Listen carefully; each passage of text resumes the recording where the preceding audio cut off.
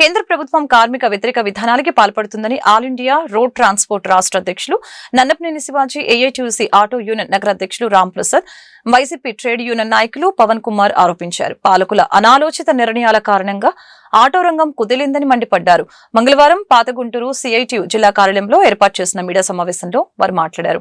మే 20వ తేదీన జరిగే జాతీయ సమ్మెను ఆటో రంగ కార్మికులు విజయవంతం చేయాలని పిలుపునిచ్చారు.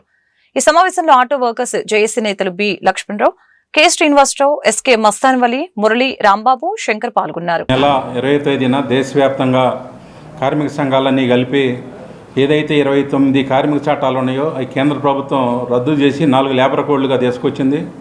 కార్మికులకు నష్టం కలిగించేలాగా, అదేవిధంగా యజమానులకు ఉపయోగం కలిగేలాగా కార్మిక చట్టాల్లో మార్పు చేశారు.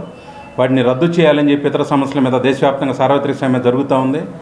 దాంట్లో భాగంగా రవాణా రంగం కూడా ఏదైతే ఆటో, కారు, లారీ, జీబు వివిధ వాహనాలు నడుపుతున్న డ్రైవర్లు ఉన్నారో వీళ్ళకు కూడా తీవ్రమైనటువంటి సమస్యలు ఉన్నాయి. ఇప్పటికే పెట్రోల్, డీజిల్ ధరలు పెరగటం, అదేవిధంగా వాహన ఫిట్నెస్ రేట్లు పెరగటం, అదేవిధంగా బండి స్పేర్ పార్ట్స్ రేటు పెరగటం, నిత్యావసరాల ధరలు పెరగటం, మరి ఇటువంటివన్నీ కూడా ఉన్నాయి.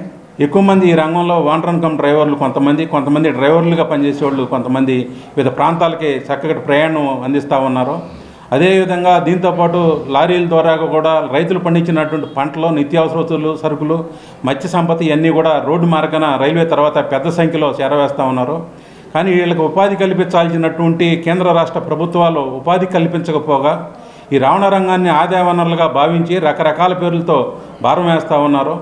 మోటారు వాహనాల చట్టం 1988 ఏదైతే ఉందో దాన్ని సవరణ చేసి కేంద్రంలో ఉన్నటువంటి ప్రభుత్వం జీవో నెంబర్ 106 న్యాయ సంహిత 1, 2 సెక్షన్లు తీసుకొచ్చింది. దానివల్ల ఏదైనా వాహనం ప్రమాదం జరిగి మనిషి చనిపోయినట్లయితే ఎఫ్ఐఆర్లో వాహనం నిర్లక్ష్యంగా నడిపాడని కానీ, డ్రైవర్ అక్కడి నుంచి పారిపోయాడని కానీ నమోదు చేస్తే డ్రైవర్కి 10 సంవత్సరాల జైలు శిక్ష, 10 లక్షల రూపాయల పైన జరిమానా విధించాలని చెప్పి కేంద్ర ప్రభుత్వం చట్టం చేసింది. దాంట్లో భాగంగా రాష్ట్ర ప్రభుత్వం జీవో నెంబర్ 21 ఈ రాష్ట్రంలో ఇచ్చారు. దానివల్ల అన్ని రకాల ఫీజులు, పెనాల్టీలు పెరగడం, డ్రైవర్లకు జైలు శిక్షలు వేయటం ఇవన్నీ కూడా ఉన్నాయి. మే 20వ తారీఖు జరగబోయే సార్వత్రిక సమ్మెకు మా గుంటూరు జిల్లా తరపు నుంచి వైఎస్ఆర్టీసీ తరఫున పూర్తి మద్దతు, సహకారం అందిస్తామని, అలాగే మొన్న రీసెంట్గా ఇండియా కోర్టుని 3వసారి గెలిచినాక లేబర్ కోర్టుని 29ని 4 చేశారు.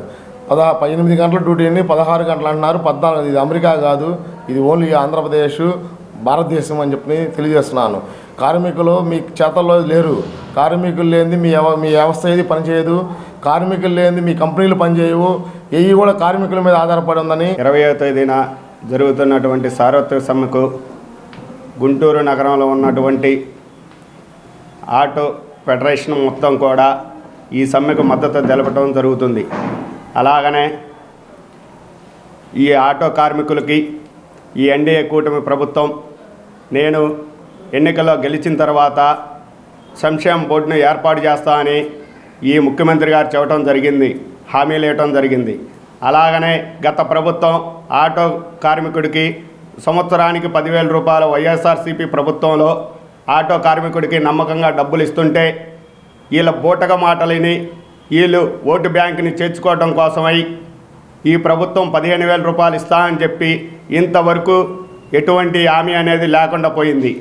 అందుకని ఆటో డ్రైవర్లారా మేలుకోండి, ఈ ప్రభుత్వాన్ని తరిమి కొడదాం. మళ్ళీ మనం వైఎస్ఆర్సీపీ ప్రభుత్వాన్ని లాంటి ప్రభుత్వాన్ని గనక తెచ్చుకుంటే మళ్ళీ మనకి సంక్షేమ బోర్డులు అన్నీ కూడా ఏర్పడతాయని కూడా తెలియజేస్తున్నాను.